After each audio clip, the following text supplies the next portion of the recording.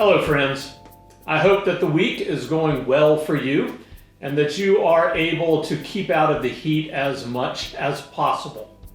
However, we also recognize that sometimes the week does not go well.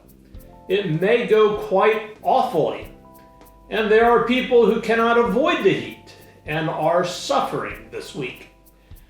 Since we are making our way this summer through the stories of King David, I wanted to take a look at the gospel reading for this week, which is Mark's story of Jesus in the boat with his disciples when a storm blew up.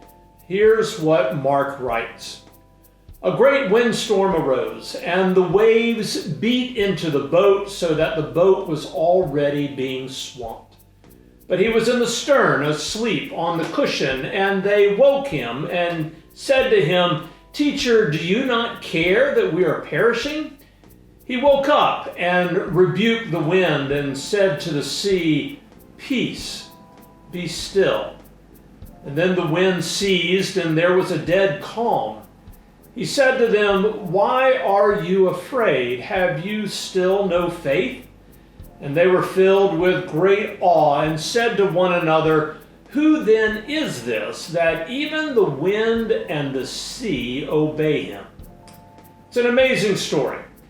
You may have seen news stories this last week as Tropical Storm Alberto churned its way through the Gulf of Mexico. We ourselves have lived on the coast of North Carolina near the Outer Banks when hurricanes and tropical storms came through. When those storms came, they generally followed a routine, a pattern that we went through. First, we would see the news for the first time, and we would kind of freak out, and then we would settle into kind of a steady worry, and we started to frantically prepare and bring things into the house that were unsecured, and go to the store and stock up on supplies and water and everything that we needed.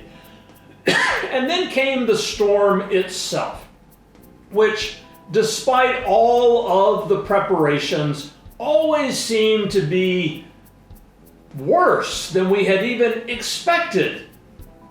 The fury was something to behold, and at some point we would inevitably be left in the dark for a while, not knowing what was going to happen next. And after that, there was, of course, a mess left behind. Chaos for a while, really. Normal routines were upended for some time. There were losses. We were left feeling vulnerable.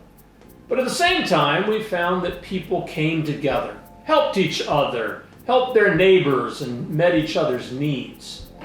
You know, each of those points could also refer to going through a storm in our lives, too. The concern when we first get bad news, we notice that something is coming our way.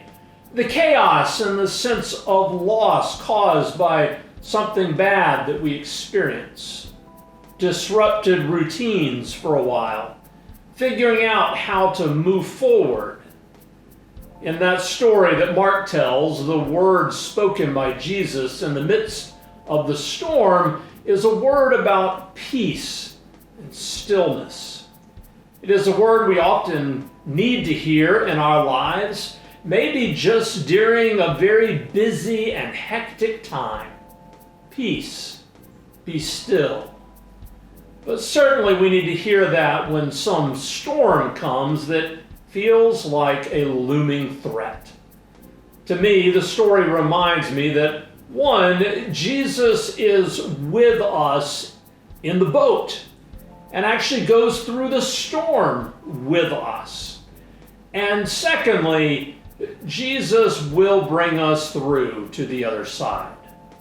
So whatever you see ahead in your journey this week and the days ahead, calm seas or concerning storm clouds starting to form, I hope that you know that Christ is with you.